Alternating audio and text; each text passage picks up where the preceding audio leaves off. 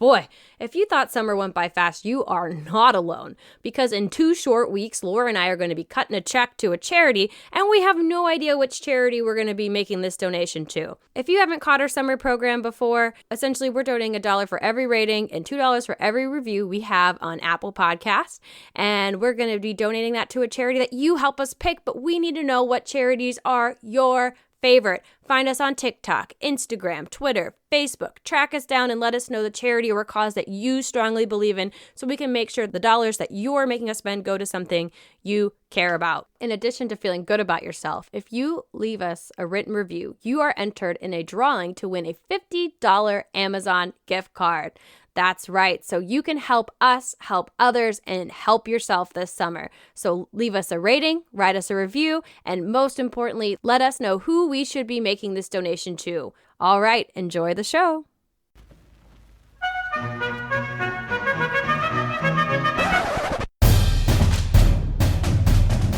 You're listening to Impolite Society with Laura and Rachel.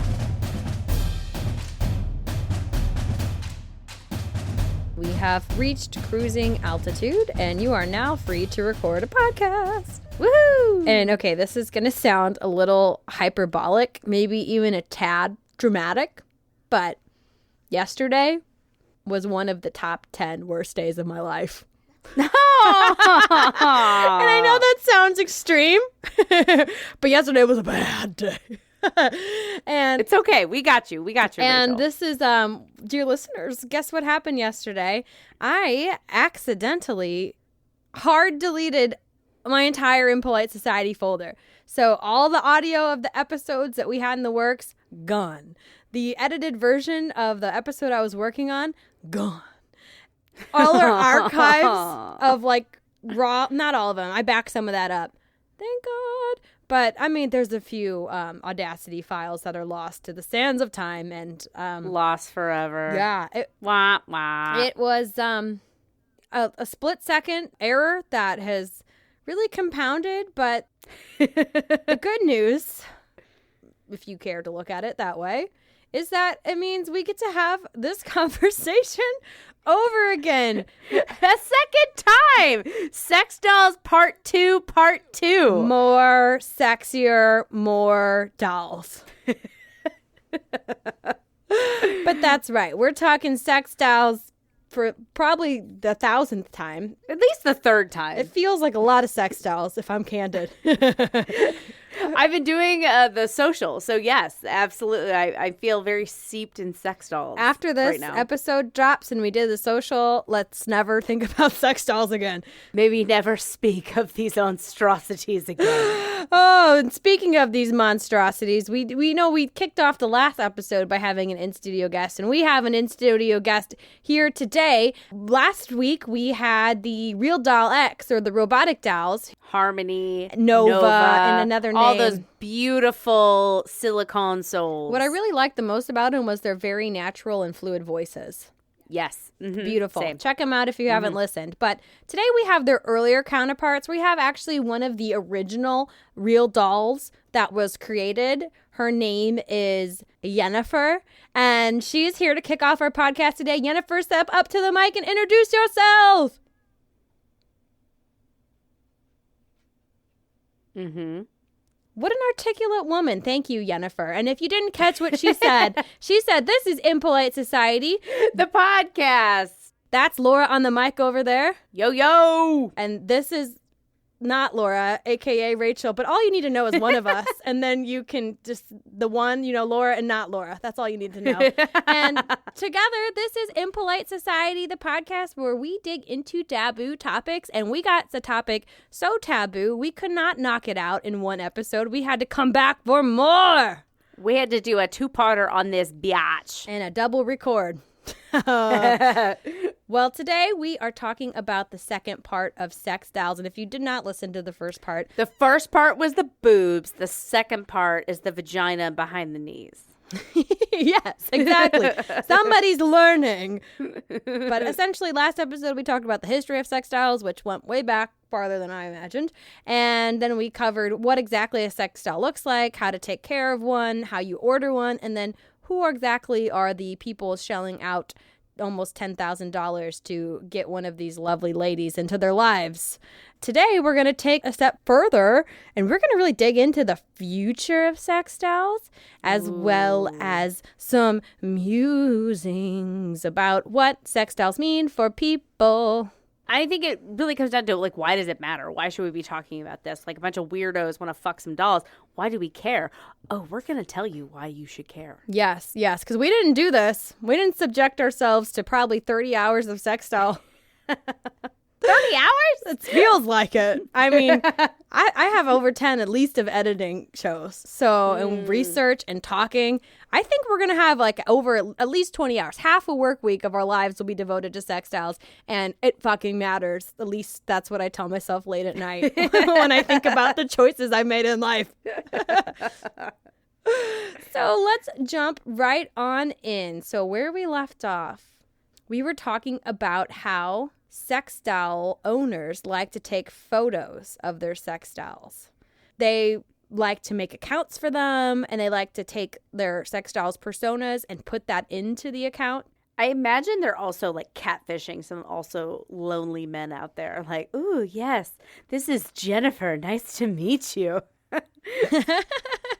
That might work if the person that they were catfishing is it's really bad eyesight. But they look so lifelike. They're so real. You would never notice that they're not a real person, that it's a silicone doll in a wig. Before we get too harsh on the photography of them, it's a big part of what they do. I found it in some of the academic research I actually dug up for take 2 of this episode tonight, where photography played a role in it. And it makes sense that if you're taking photos and you're creating an account or an Instagram or a online personality for your doll, could the future of sex dolls, right, these silicone love dolls, they have a natural next step to being our new influencers. Blah. I don't like that thought. It's funny that even with a silicone wife or girlfriend, you end up still having to holler around and take pictures of her everywhere. I thought that'd be one of the perks of not dating a real woman. Well, at least she's not going to bitch about the bad angles and be like, do it again. Do it again. Yeah, actually, I think her feedback to the photos would sound something like this. I think that would be welcome noise to a lot of men. Oh my gosh, after my husband had to listen to me yesterday. You better believe. He's like, I might be upgrading to a sex doll any day now. They don't have hobbies and interests outside of and me. Frustrations. And struggles. And pain. The struggle is real, guys. And trauma. I couldn't even open Audacity today. Hashtag trauma. Oh, it's a rough time. But there are several men out there who run these accounts. Oh, I should say, there's several of these dolls with accounts that are getting a slight following, and that these men are legitimately thinking that they're going to be the next influencers. They post a picture and they say, you know what? You can't even tell it's a doll. So people are following, people are commenting, people are responding to this doll, and they're acting like it's a person. Or it's just a bunch of other bot accounts that are following their faux bot account. Well, that's true, because we get some messages. Oh, yeah, we do. In fact, on the first social post for this, the part 1, there was like, promote it on sex doll Brittany or whatever. And I was like looking at their account, and I'm like, these are some fake ass bitches. We should do some collaborations with some of these, more than the in-studio collaboration, obviously. Jennifer, your contributions are much appreciated. You're welcome. Thanks. Oh, girl, you're too kind. Not only are men kind of doing this and trying to get into the world of making sex dolls influencers, but actually that's a huge part of the women that we hinted at who use these sex dolls, of what they do with them. And one of the documentaries I watched, Silicone Soul, followed an artiste. You'll find that a lot of these people claim to be artistes. In the sex doll community. Didn't our OG buddy, Matt McMullen, he was also an artiste. Oh, yeah. He's not a smut peddler. He is an artiste. Okay. All right. Who is a fan, self-described fan of the female form. Mm-hmm. Mm-hmm. Hey, he found his passion and he made millions off of it, so... Well, he made millions, so I guess props. But anyway, continue. So this woman, they followed her. She actually has these sex dolls, and she bought them as life-size Barbies is what she considers them. She dresses them up. She does not just like Instagram model photos, but does art Tasteful nudes. They're in black and white. That's what makes it art. Got it. Let's be real. But she takes these pictures and she actually has a gallery. She's had art displays in New York City. She has a husband and her husband was like, this is fucking weird. And then she got paid for it and he was like, I guess it's fine. Give me that Skrilla. I don't care. And she claims there's nothing sexual about it. It's really just about the art and about having the models. And she claimed that these dolls were her female friends that she never had in real life. So she was using them as friends. That's similar to the other individuals, right? That they're looking to fill a hole in their life. So that's an interesting counterpart that it can happen in men and women. But my first thought when you talk about like, oh, I'm a female artiste, I thought it would be a critique of, empty beauty and et cetera, et cetera. But no, she's just, I like the way they look in clothes and they're my friends. Should have taken the other angle, lady. Yeah, dig deeper. That's what art's about. It's not just about ladies in pretty clothes. It's not just about tasteful nudes in black and white. It's about commentary. Which I will say that they're not all tasteful because this is supposedly not about sex. These are not about sex dolls. But all of these dolls were like highly sexual clothing, like lingerie. And they were also in sexual situations. So I don't understand how you're not just making plastic porn and how it's art. But then again, I'm not part of the art community. Not an art critic. We're not in Soho. We're not, obviously my brand isn't firing at that level. I'm not. We're Midwest. We're Midwestern. We don't get that New York art scene. What's this pretty looking at picture? Very true. So there's a lot of layers to this, and that sex piece. And I don't even know. This is something that's kind of dawning on me now. Is it because the dolls were designed for sex that she got sexual with them? Or was it because they're objects that she was able to take it to that next level? Because I remember as a kid that's like blossoming into adulthood, my Barbie's got in all kinds of suggestive situations. 100%. My Barbie dolls also had some side piece going on with my brother's X-Men dolls. There was a lot of that going on. Oh, you do not want to get any hand action from Wolverine. No fingers from Wolverine. It was more Gambit. My Barbies really preferred to get it on with Gambit, and who wouldn't? I mean, with that like New Orleans accent. But anyway, I think that it probably comes down to just how sexualized their forms are. I mean, we talked about the different options and like they're all giant breasts, tiny waists, big butts. And it's just their form just immediately says sex, like no matter what you put on them. I could definitely see that because these are designed with sex in mind. And that's why Matt McCullen, he decided he was going to create this fuckable art. But at the same time, I feel like it's easy to project that into all kinds. I mean, even Sims, when I had Sims, the female Sims I had turned very sexual. And I don't know if it's like a weird way to explore that part of humanity, or it's because we're taught that women, through advertising, women's bodies are commodified and made as sex objects. I think that's an interesting point because, Sims immediately comes to mind. And now that you're saying like the Barbie dolls, it's like just necessarily like male or female. It was just like I have a male and a female version. And I was like, and what are we going to do? We're going to play out the human drama, which immediately means we go to sex. It's like the heightened thing to explore. That's an interesting thought that like whenever we have inanimate objects, we're going to project sexuality onto them. We have full control over them, right? Yeah. Because when you're playing with something that might have, I don't know what you play with that has autonomy or maybe a little bit of, it just seems like when it's Tamagotchis? I don't know. My Tamagotchi was frisky as fuck. Were they? Okay. Guests come over, it starts humping their legs. I'm like spraying it with the bottle, like, down, boy, down. No, but something about the passiveness of it is where it's easy to take it to that level. Well, I also murdered a lot of my Sims. So what does that say? Does that go back to that serial killer angle that we talked about? Yeah, if you have complete control over someone, that's probably why you get dictators that do all these horrible things. Anyways, that's another story. That's another podcast. We're talking about sex dolls. So whatever these objects are or however we treat them, one thing that we do like to do with them is take pictures and make these online personalities. Watching the documentary, it was again, another cringe moment when they said, oh, these personas, these dolls accounts are blowing up. They're going crazy. They had 7,000 followers. I would be thrilled if I had 7,000 True. followers. That's way more than us. Way more than Impolite Society. But that's not nearly enough to be like a true influencer Yes. or make money off of it. Yeah, if you have 10,000 followers, that's a micro influencer at best. And I would And they say haven't even hit that. no. And also, can you imagine what brands are going to be doing the paid sponsorships with Yennefer? Sorry, girl. Oh, I can imagine. But let's just say that we're not quite at the real doll, sex doll influencers yet. But don't worry when they're down on their luck waiting for the paid sponsorships to kick in and those promo posts. They have other revenue streams. They sure do. This is a real thing. Sex doll brothels. This was a real eye-opener for me. And I guess it makes sense, but woof. Woof. As soon as you think you can't get any lower, at least the original guys that I started talking about in the last episode, they were in love with their sex dolls. These guys are just using it and abusing it.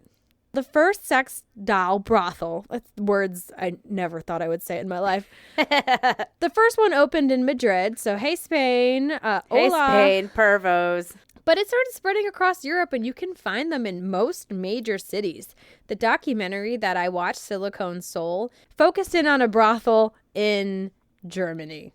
So how it works is essentially there's a living room that has these dolls sitting, just sitting around waiting, hanging out. I think this one is a little bit too quiet for me. I think I need one a little bit more precocious.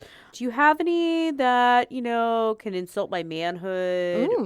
I think your manhood is already at risk if you're at a sex doll brothel, sir.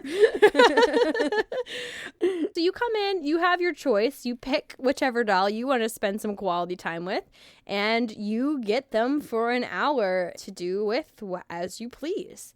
How much does an hour with a sex doll cost, you might ask? I ask, how much? I crunched the numbers, right? Because I care about factual accuracy and precision. I converted euros to doll hairs, or the American USD. Doll hairs.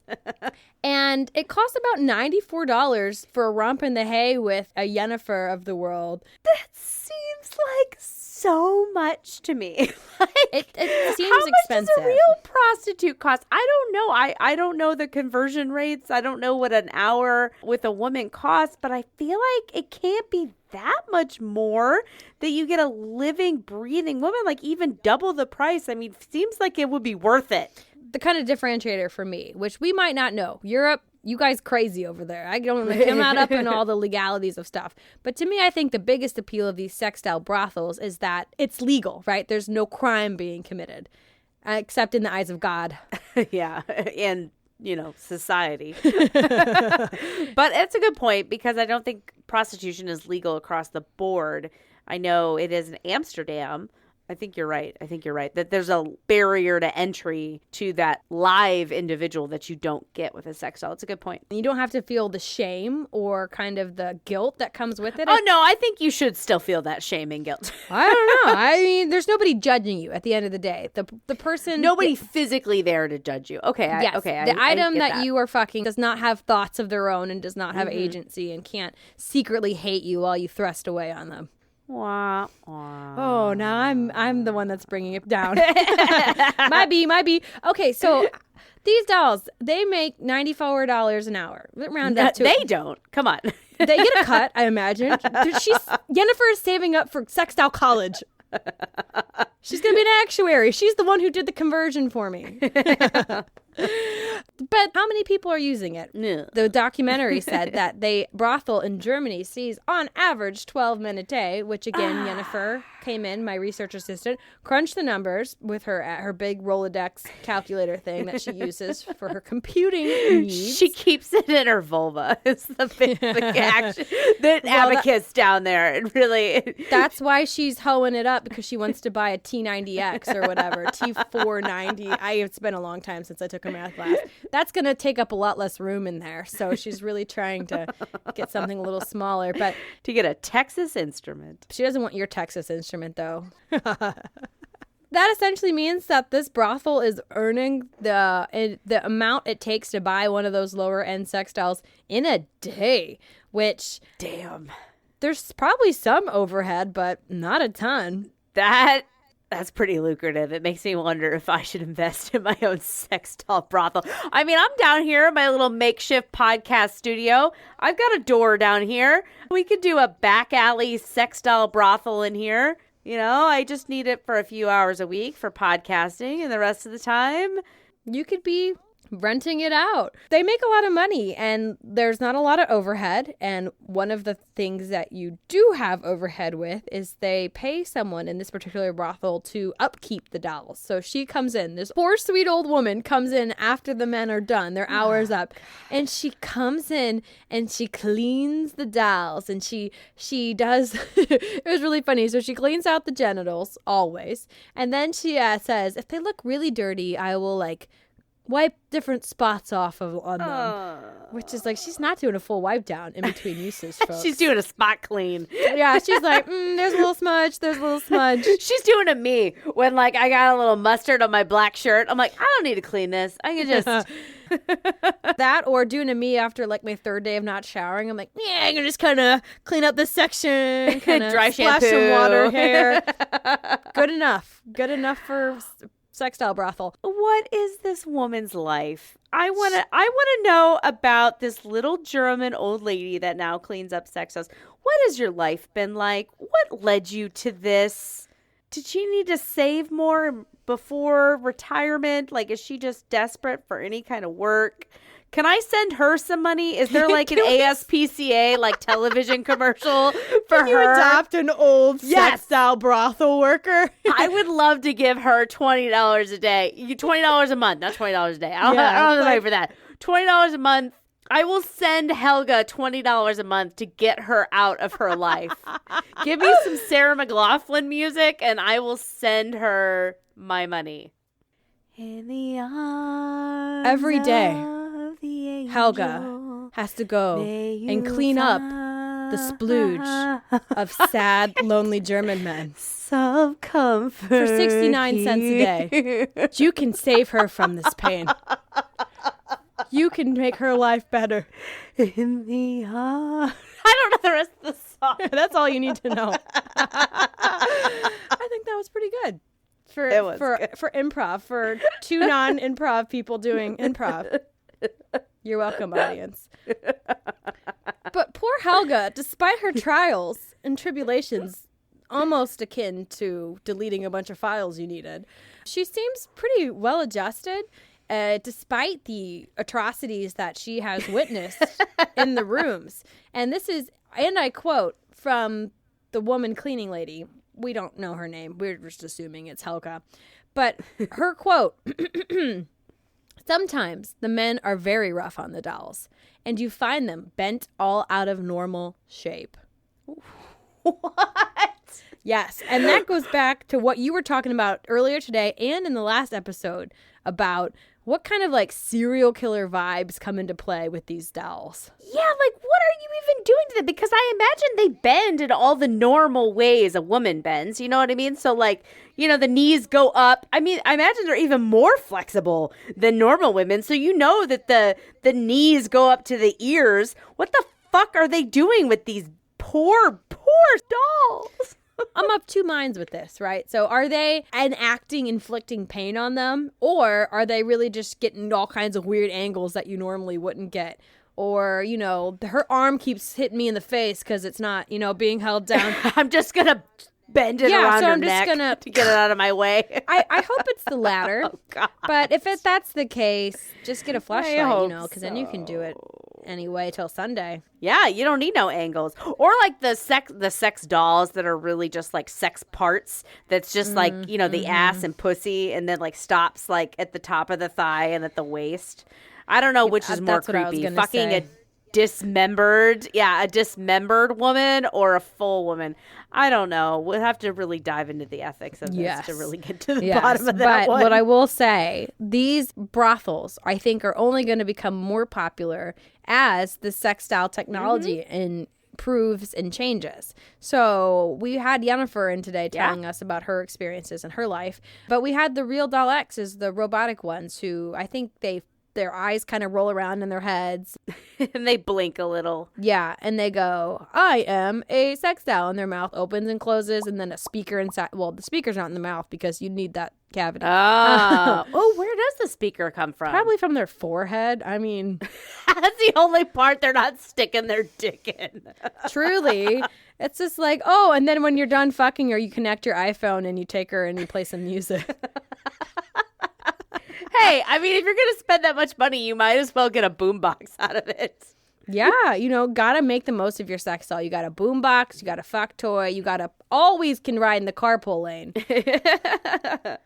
Handicapped spaces. If you're going to roll around in a wheelchair. I mean, the perks are endless. And they're only going to get more as we continue to evolve this technology and bring in sex doll robots, aka a term that I learned from the Silicone Soul documentary, gynoids. That's a horrifying term. And I'm not really sure why. I just like, because gynecologist, so gynecologist bot. I don't know. My immediate reaction is just like, I don't like it. Nope, I don't want nothing to do with it. It's just vagina bots, really, is exactly what it is. Gynoids is vagina bot. And that's what he's getting at. It's a robot you can fuck. And apparently also receive or give a pap smear to. Nobody knows. This is the future, and it's just going to continue to get more and more technology advanced, whether that's the receptors in the genitals of your sex doll that lets her feel your touch, or it's the kind of AI that they're using to create a companion experience. Because when you get your Real Doll X, when you get your Harmony or your Nova or the third one who we can never remember your name, sorry, girl. Don't apologize to her. Well, she can't hear me anyway or understand me or feel my touch. Sorry. Reality check. You can also pay a little bit more each month to get a Real Doll artificial intelligent app, which when you pull up the app on your phone, you can get a Sims 1 looking version of your girlfriend on the app that you can then make comments to and build a relationship with and earn favor with by telling her she's pretty. It's essentially like that girlfriend version of the Tamagotchi. But you lose points if you ever tell her that she's smart, or if she does that abacus vulva math for you, you lose cred with her. Yes. Can't be telling her she's smart. No, none of that. Only that she's beautiful. Only that you love her. Those are the two things that a woman should be, is beautiful and loved by a man. The only thing she needs. Yeah. Those are the two. Yep. It ends there. Honestly, this just seems like a ton of extra work. And I somehow they think it's going to replace relationships. And these animated characters, the graphics are bad. Like not even as good as like Sims 3. No, I would say it barely makes it to Sims 2. But then the other thing I noticed is I don't think you get to customize your girl either. She just kind of looks how she looks. Maybe they built her for you. I don't know. I didn't investigate this that much. But she had much more real proportions, which stuck out to me. A-cup boobs. Actually, that makes a little bit more sense to me because the doll itself is for that hypersexualized, crazy fuck fest. But then your quote relationship with her is more with like a normal woman. They said they make that version a little bit less sexualized so you can try to see her maybe as a person. As a human. So yeah. A freak in the sheets and a lady in the screen. Exactly. A lady in the app. And a freak in the sheets. That did not rhyme, but you get the idea. A lady on your phone, a freak on your bone. There you go. That's my second career. I'm going to be a copywriter for... A pun maker. A dad joke maker. That's my calling, is to be a dad joke writer. Dads, hit me up. I'm going to write you all the jokes. You got a family event coming up. You got a niece or nephew. They just had a life accomplishment, whether that's a spelling bee victory, major sports game. I'll make some jokes about it. I'll take half that cut as Impolite Society just, for existing. So I'm going to encourage it. Yeah, well, it's a pivot. We're pivoting the brand. We went from being a taboo podcast to dad joke writing crew. We'll also see if we can get sponsored by Laffy Taffy. Okay. Anyways. There's all these advances to make robots sexy, make sexy robots. I don't know. The goal is to make these sex objects more lifelike, which is crazy to me because they're never going to bridge the gap fully, because if that was the case, then people would just make other people. They're always going to be simplified and exist solely for the pleasure of their owner. So if you're interested in how much a fully tricked out Real Doll X, it will cost you about $10,000. And that is before your monthly subscription to the Girlfriend Artificial Intelligence app. To the Girlfriend Tamagotchi. Woof. And the future here. Sex dolls will probably never be influencers. Brothels, we'll see. Maybe in Japan, they might catch on a little bit more. Totally in Japan. I feel like they're into that kind of transactional stuff over there. Well, and they're just going to make them anime characters. And who doesn't want a fucking anime character in Japan? Exactly. Some people theorize by the year 2050, it'll be considered normal for us to have robot lovers. Wah, wah. That seems like an aggressive deadline. Aggressive goal. I feel like you're not going to hit that. Well, it depends on how many more years of COVID we have, because eventually people are going to get real lonely. But that was also an aggressive target, a very vague source that I just named because it was been a few weeks since I did the research. But it seems to be common. And the woman artiste who does her sex doll art, she even said, I'm excited for the day that I can take a robot lover. She's like, my husband knows this. As soon as it's available, I'm going to roll in the hay with this set of circuits. I've never imagined the sex doll, that resembles a human. Like, I guess like that movie, AI, if you've ever seen that, the last Stanley Kubrick movie, there's like a lot of basically robot prostitutes. That's what they do. But what I have envisioned, if you're familiar with it, which is the holodeck on Star Trek, which is you go into a room and it simulates everything. So it can create whatever scenario you want. Ah, yeah. And they can make people in the holodeck that feel like people the best they can. I'm more into like that, like where the whole thing is simulated, than like having like a bot sit there in my house or... Oh, definitely. I would rather have it, it's like there and then it's gone. It's like your shame.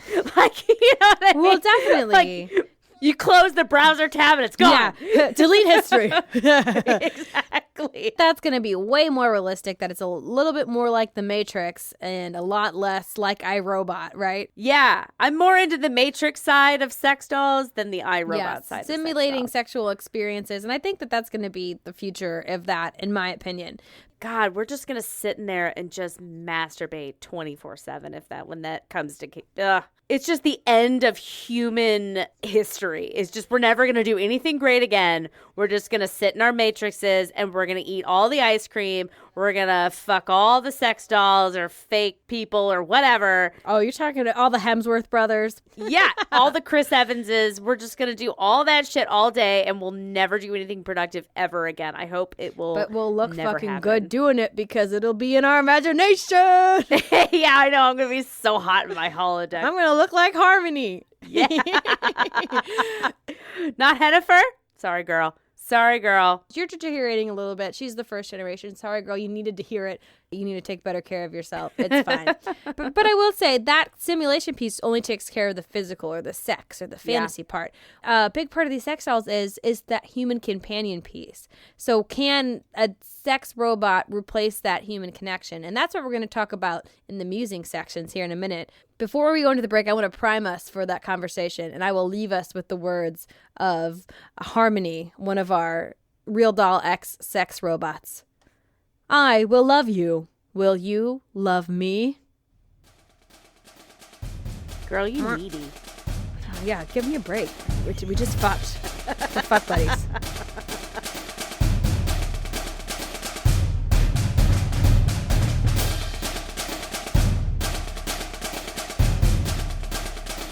Okay, so we've spent way too much of our lives. Way too much of our lives talking about sex dolls. Speak for yourself. This is the proper amount of time that these ladies deserve. They deserve our respect, our attention, and our gentle, compassionate ear. And for that, I would say let's bring Yennefer on the mic one more time. Girl, unpack everything that you've experienced and we've talked about. Really break this down for us.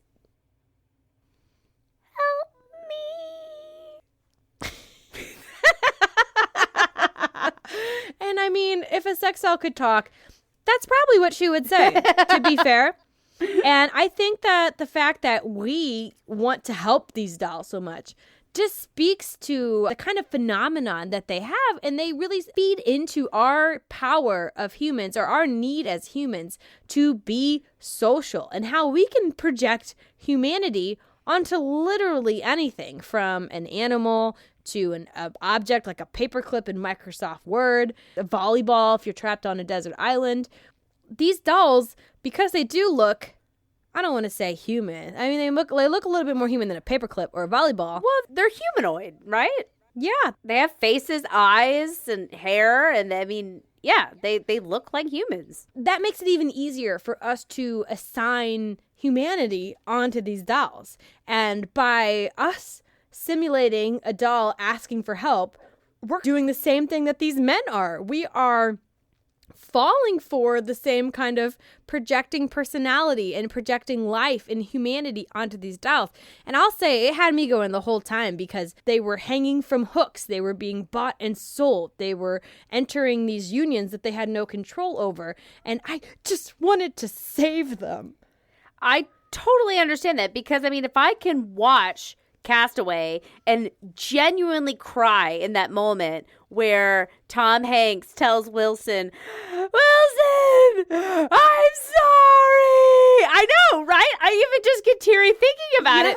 If I can feel that in that moment for a volleyball, it's no shocker that I can feel that when I'm seeing all of these images of these women. And that's what we're really reacting to. I mean, this whole episode, you know, our horror that we have expressed towards these men and the bots, and it really is the idea, because we're projecting our sense of autonomy onto these individuals, it feels like they're being victimized this whole time. Because at least when you see, you know, a porno actress, you know that she has some sort of autonomy, like she has chosen to be there. These dolls don't have anything. They have no autonomy. We feel sorry for them because we're projecting that onto them. That our sense of autonomy we're projecting onto them that we know that they don't have. And it's kind of this weird feedback loop, you know? And it makes me think of those robots. Have you seen like those 4-legged robots? Oh, yes. The Boston Labs or whatever. Boston Cat. I can't remember. I don't know, but I know what you're talking about. And you see them online, and I've seen videos where they're like kicking it over. And I get mad. And I'm like, don't kick it over. You know, like it, because it looks like, it doesn't even look human, but it looks like an animal. Yeah. It looks like a dog. It looks like a pet. It's a 4-legged creature about a dog height. And I'm immediately like, don't you fucking hurt it. Don't do that. And then I'm like, oh, if it wants to, you know, get mad and kill us all, I'm like, I get it. We're sitting here kicking you over. Well, I mean, that's very true. And I think that's a really good point of how the amount of disgust that we've brought to this topic, right? And we usually try not to judge the people who are a part of the taboo, but I think it comes down to we are looking at these objects and seeing people, seeing women. Yeah.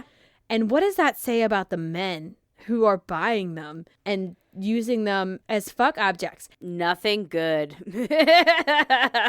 And what are the implications of that on a broader scale? Because the lines are so easily blurred in this situation because they look like people. Does having these objects that look like women in turn make it easier to objectify women? I think the answer to this is hell to the yes. Yeah. Snaps for that. No, that's 100% my opinion too.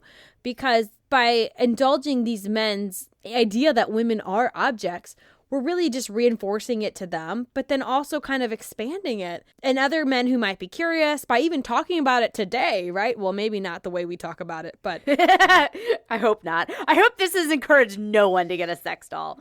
If you have the inkling to get a sex doll, maybe question that a little bit. Oh, I'm getting kind of high and mighty, aren't I? Well, I got to walk it back. Think about when you see a woman's body hanging from a hook in a warehouse. Does that make you feel excited? Yeah, or does it make you feel uncomfortable? We haven't done an episode yet on porn and sex work, but I have hard opinions about it, and this kind of all ties back into that. It's turning women who have hopes, dreams, aspirations, a history, it's turning them all into a one-dimensional thing that you can play with. Even like, pornography or sex work. Okay, fine. Then I guess on one level that you're just owning a part of them or a part of their time. Yeah. But with sex dolls, you're literally owning their whole being.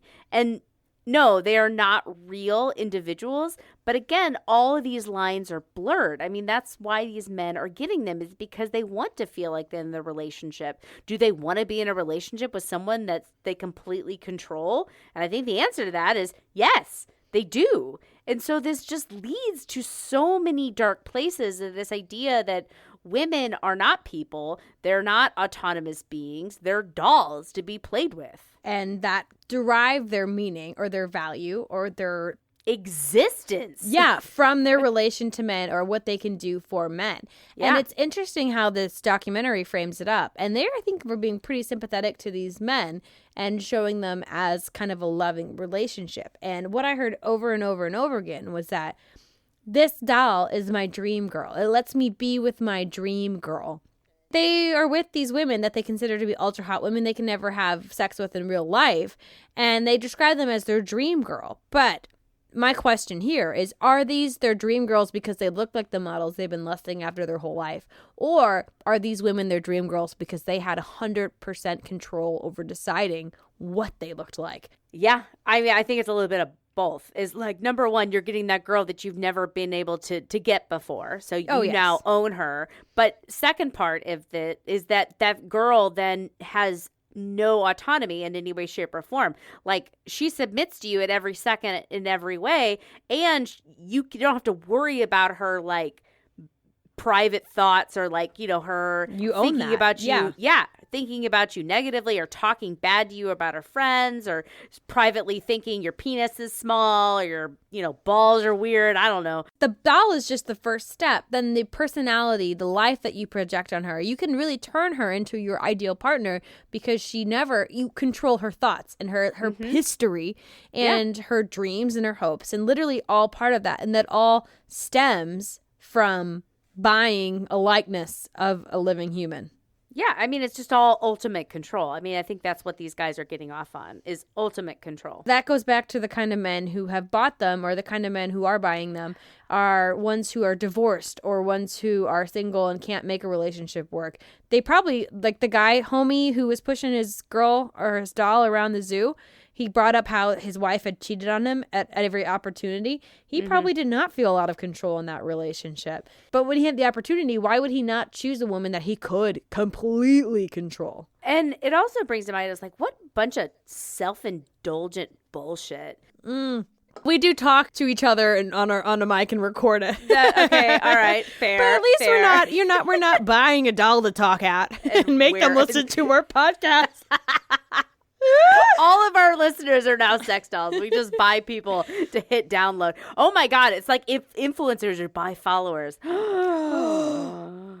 Next level shit. Are we all just have our own version of sex dolls? I think that's a good point of like, it's this ultimate self-indulgent stuff where you're just living in a fantasy 24/7. It's just like, I reject all reality. I substitute my own. And that is that I'm in a relationship with a beautiful woman with, the best body in the world who wants to fuck me 100% of the time. It's just a total rejection of reality. And I'm going to live in this super fantasy world. And that's sad. Yeah. And okay, because the other thing, you've mentioned it a few times, and I meant to bring it up when you talk about it because it kind of feeds into it as well when you say the best body in the world. When these bodies that these dolls have, they're not real. Yeah, you've mentioned it several times, and I guess that's it. I've taken the bait and hook. This is what a woman is supposed to look like when no one looks like it. But I mean, even the most beautiful women in the world, like who do you think is the most beautiful woman in the world? Oh man, I don't know. Yourself. That's the answer. Okay, me. Uh-huh. Even you. You don't look like a sex doll. I don't know. Sorry, that was supposed to be a compliment, but it got weird fast. We've already described how the sex doll industry does not have a thick version. So no, I don't look like a sex doll. You But don't no, wanna I look know like- what you mean. I know what you mean. Playboy models don't even look like this. It's like you drew it. It's like the comic book version Of you know? of a female. Yeah. Yes. Which is just Preposterous. Which, how far did you go that that's your idealized version Yeah. of a woman? I mean, and my ideal versions of a woman, as we've clearly established. God, I've been sucked down the wormhole. If you took a caveman and you gave him option between a Barbie proportioned woman and a regular proportioned woman, he's not going to pick the Barbie proportioned woman. He's going to pick whichever. It's going to be random because he don't give a fuck. Because He's there's like, must put dick.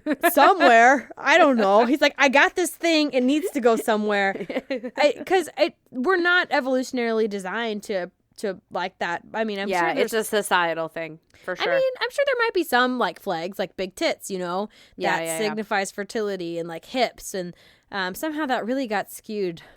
Kind of like the sugary foods we eat. We really leaned into like those kind of core desires and made these awful things, You mean these delicious mutations? these delicious things that we can't put down, right? Yeah. Because if you could have an Oreo, or you could have like a naturally sweetened cookie, Like an apple, an Oreo or an apple. You're like, give me that fucking Oreo. Oh my gosh, are we as bad as these men because of how many Oreos we eat? Probably. Oh no. We all have our vices. I guess that's what it is. We all have our vices, right? I know mine is sugar and food. Some people's is sex. So maybe I should take off my judgmental goggles and show them a little bit more compassion in the way that I'm addicted to sugary sweets. They are addicted to sex. To the or idealized the version of the female idealized body. version of sex. Maybe I should give them a little But bit at of the compassion. same time, But what about Helga? I'm not trying to let these guys off scot-free because I have Okay, not spent okay. all this time. I mean, I think that was very fair. That was growth. We have experienced growth once, we spend our 30th hour on sex dolls. You got to get past the horror and move on. Yeah, and think about it kind of on a bigger scale and bring that kind of critical thinking level. But at the same time, our vices that come down to like indulging in these caveman shortcuts of food and mine's Booze. probably alcohol. But they don't hurt anybody else. But contributing into buying and commodifying female bodies it leads to people treating women like garbage. Yeah, it is a greater societal implication because when I eat this Oreo, I'm just fucking myself over and my future self, whereas opposed to by perpetuating the stereotype, you're helping along the thought of women as objects. Yeah, That's a good point. people who are trafficking women, people who are abusing Yeah. women, people who are doing all these kind of horrible things. But we're also getting to the age, the societal point of our evolution, where those Oreos are starting to talk back and stand up for themselves and say like, hey, I'm not an Oreo. I am a sentient being. That's a really weird way to say, are men potentially turning to these sex dolls because of women gaining more autonomy, women having more credibility when it comes to areas of sexual assault? Is this world of Me Too just so darn confusing for these red-blooded boys that they have to turn to objects to release their passions? This sounds like a load of horse shit.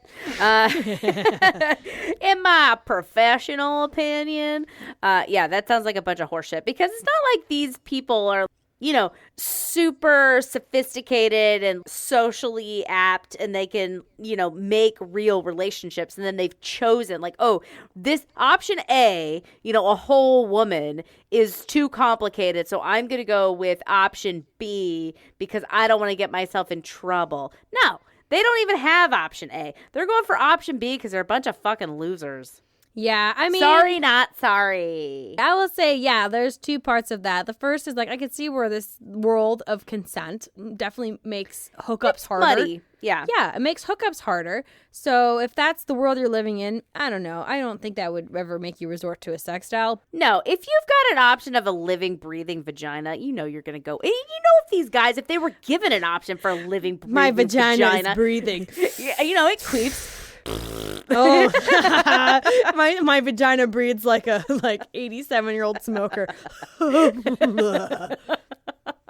if they were given the option, that they would hop on that shit in a second. They're going to option B because they don't have option A. Well, yeah, definitely. But then also I think about sex and sex being a part of a partnership and somewhere where you respect and value the other person. Complicated. Well, and if you can't handle dealing with that, if that's too complicated for you, then yeah, you probably should be fucking a doll. Because if you can't respect your partner enough to understand the consent and doing the mutually beneficial kind of things that you would do with a partner that you love. Well, also maybe understanding that she could dress herself, however she wants, and she can say things that you disagree with or make you mad, all that human shit. So, okay, we obviously don't have high opinions of the men who do the sex doll thing. What? But we've been so fair and impartial. I had to say I tried with my food analogy, but you made really good points and I was easily swayed. I try to be sympathetic. I really came around to furries. I'm pro furry these days. I was a little like, It has its own issues. It's got its own things. There's definitely layers to that as well. But this one I can't get on board with. So that my final question for the musing section is, does it fucking matter? Does directing these creeps' attention towards objects and maybe more men moving towards objects in the future, does it set women free potentially? Does taking the burden of fulfilling sexual desire off real women and onto overly sexualized objects, can that actually free us from the stigma of being those objects ourselves? I think it's a good question, but I don't think that it is a realistic future because, again, we talked about option A and option B. These men go to option B because they don't have option A, which is a living, breathing woman. And so I think that if there's always a possibility of that connection. I think it's hardwired into us that we just want to connect. I mean, there's something chemical about it. There's the pheromones and the smell, of a partner and warmth of their skin that you're never going to be able to duplicate with silicone, no matter how many heating blankets you put on her. It's just not going to be the same. And I don't think that's something that you can get rid of. So no, I think that that's 100% true, that you can still have the emotional and the physical intimacy where you maybe direct the sexual part of that towards a doll or a sex robot or the sex matrix that we talked about earlier, where you can free people from the sexual confounds and let them really love, just the person. Because how many missed opportunities are there because somebody doesn't have the sexual attraction, or they're embarrassed maybe by the potential person that they're with, or there's something isn't lining up there. Or good relationships that have failed because of that need to chase the latest tail. Yeah, have novelty. So if, in the future, all sex is with robots, human men want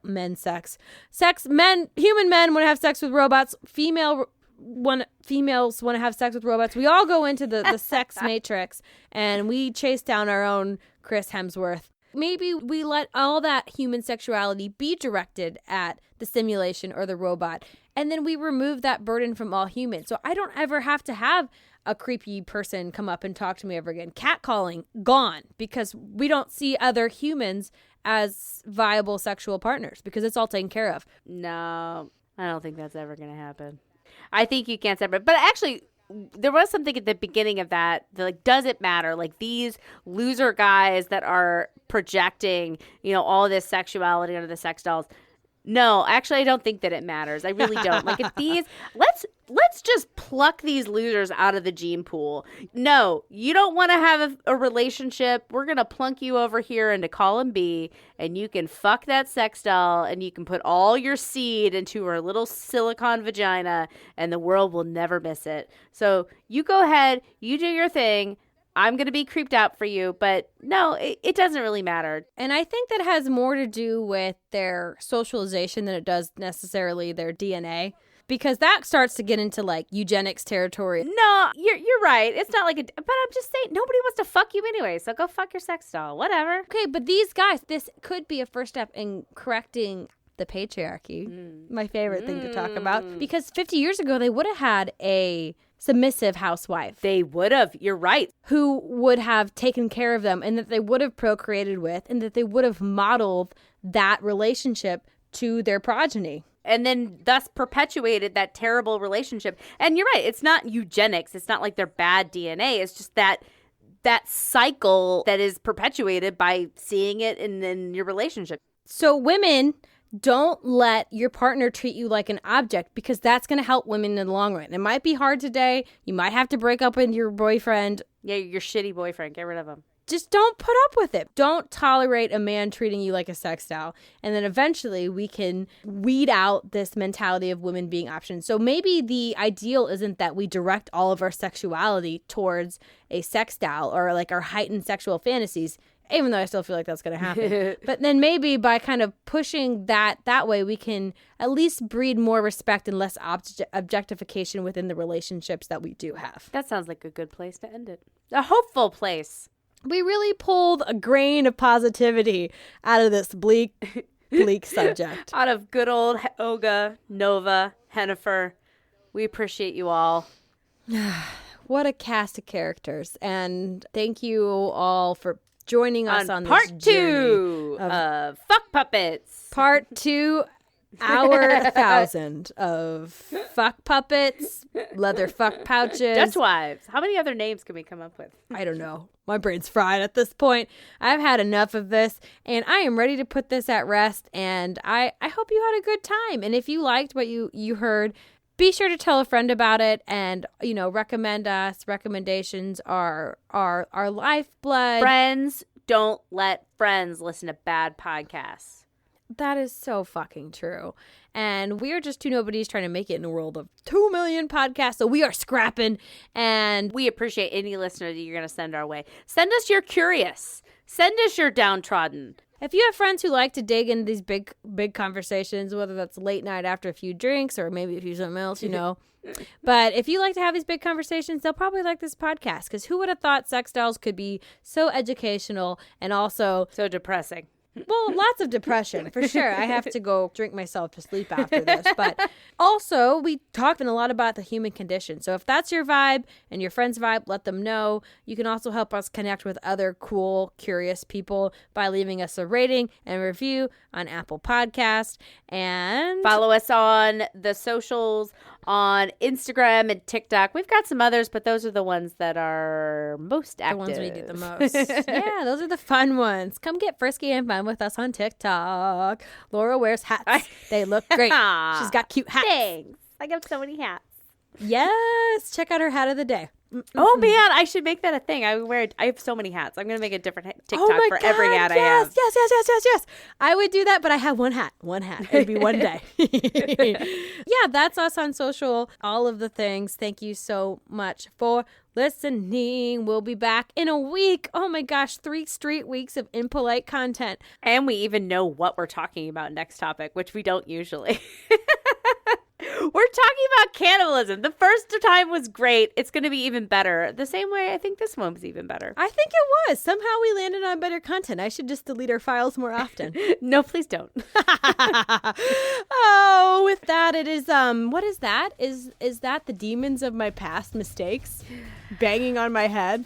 No, it's just the drums, Rachel. Oh, your past is full of acceptance and love. No, oh, well, thank you for that. Lee, maybe from your end. My internal demons are torturing me still. That's, again, why I have to drink to quiet them. They look like sex dolls, and they want to be people. They want to be fucked. No, they want the right to vote. And remember that you can sponsor Helga for just 69 cents a day, and that's really what the message of this podcast is. We love you guys. I think it's time to wrap it up.